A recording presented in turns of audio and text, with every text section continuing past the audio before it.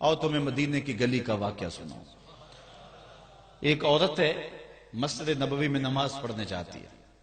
یہ حضرت عمر کے دور خلافت کی کہانی ہے۔ تو ایک نوجوان راستہ روک کے کھڑا ہو جاتا ہے۔ ایک دن اس عورت نے رک کر کے کہا کہ میں کتنے دنوں سے دیکھ رہی ہوں کہ تم میرے راستے میں مزاحم ہوتے ہو، کیا ماجرا ہے؟ اس نے کھل کے بات کی کہ میں تیرا چاہنے والا ہوں اور تجھے حاصل کرنا میری زندگی کی معراج ہے، اور تیرے لیے آسمان سے تارے بھی توڑنے پڑے تو گریز نہیں کروں گا۔ اس نے کہا اچھا، میری ایک شرط ہے۔ اس نے کہا بتاؤ، جلدی بتاؤ، لب کھولو، میں ابھی پوری کر دوں گا۔ کہا نہیں، چھوٹی سی بات ہے، 40 دن تک حضرت عمر کے پیچھے نمازیں پڑھ لو، اس کے بعد 40ویں دن کی آخری نماز کے بعد اسی وقت میں تمہارا انتظار کروں گی، پھر جدھر کہو گے چل پڑیں گے۔ کہا ٹھیک، یہ کون سی مشکل بات ہوئی؟ 40 دن نمازیں پڑھنے سے اگر تو مل جائے تو میرے لیے کون سا یہ مشکل معاملہ ہے۔ 40 دن حضرت عمر کے پیچھے نمازیں چلتی رہی، دل کی دنیا تبدیل ہوتی رہی۔ 40ویں دن کی آخری نماز کے بعد جب وہ نوجوان واپس پلٹنے لگا تو وہ لڑکی حسب وعدہ وہاں کھڑی تھی، لیکن اس نے دیکھا نہیں، یہ نظر جھکا کے گزر رہا ہے۔ اس نے کہا جانے والے توجہ کر، میں تیرے لیے کھڑی ہوں۔ کہا خیر سے کھڑی رہو۔ عمر نے دل کا تعلق رب سے جوڑ دیا۔ اگر میرے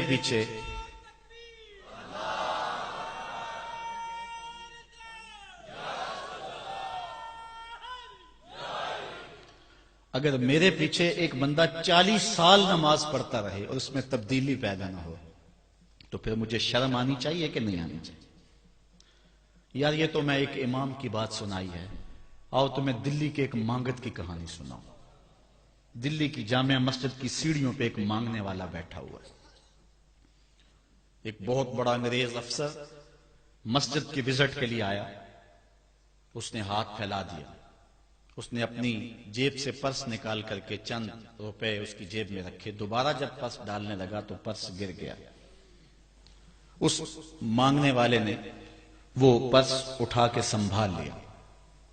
خیر کچھ وقت گزرا، 1 سال کے بعد دوبارہ وہی افسر اس مسجد کی زیارت کے لیے، مسجد کو دیکھنے کے لیے، سیر کے لیے دوبارہ آیا تو فقیر نے پہچان لیا کہ یہ وہی ہے۔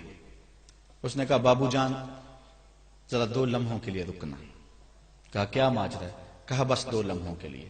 دوڑ کے گیا، اپنی کٹیا سے وہ پرس نکال کے لے آیا اور اس کے ہاتھ میں کہا کہ پچھلے سال آپ آئے تھے، آپ کا یہ پرس گر گیا تھا آپ کی جیب سے، میں ڈھونڈتا رہا لیکن آپ نہیں مل پائے، میں نے سنبھال کے رکھا تھا کہ شاید دوبارہ کبھی ملیں تو میں ان کو دے دوں گا۔ اس کی آنکھیں پھٹی کی پھٹی رہ گئی۔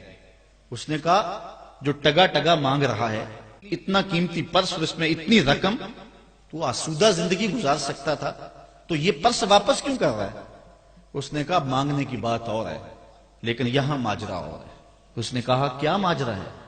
اس نے کہا کہ اگر تیرا پرس میں سنبھال لیتا، رکھ لیتا، کام آ جاتا، 4 دن کی زندگی عیش سے گزر جاتی، لیکن مسئلہ یہ نہیں ہے، مسئلہ یہ ہے تو عیسائی ہے اور میں حضور کا غلام ہوں۔